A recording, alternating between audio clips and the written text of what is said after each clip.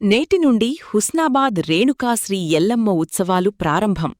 నేటి నుండి నెల రోజులపాటు సాగనున్న హుస్నాబాద్ శ్రీ రేణుకా ఎల్లమ్మ ఉత్సవాల్లో తెలంగాణ జిల్లాల నుండి లక్షలాదిగా పాల్గొనున్న భక్తులు.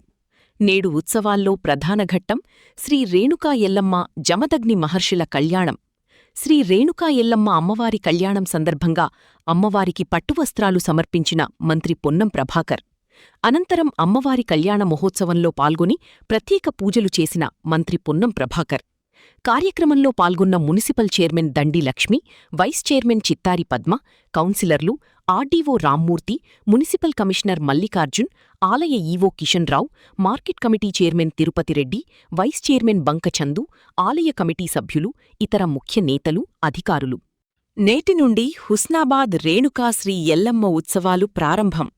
నేటి నుండి నెల రోజులపాటు సాగనున్న హుస్నాబాద్ శ్రీ రేణుకా ఎల్లమ్మ ఉత్సవాల్లో తెలంగాణ జిల్లాల నుండి లక్షలాదిగా పాల్గొనున్న భక్తులు. నేడు ఉత్సవాల్లో ప్రధాన ఘట్టం శ్రీ రేణుకా ఎల్లమ్మ జమదగ్ని మహర్షుల కళ్యాణం. శ్రీ రేణుకా ఎల్లమ్మ అమ్మవారి కళ్యాణం సందర్భంగా అమ్మవారికి పట్టువస్త్రాలు సమర్పించిన మంత్రి పొన్నం ప్రభాకర్. అనంతరం అమ్మవారి కళ్యాణ మహోత్సవంలో పాల్గొని ప్రత్యేక పూజలు చేసిన మంత్రి పొన్నం ప్రభాకర్.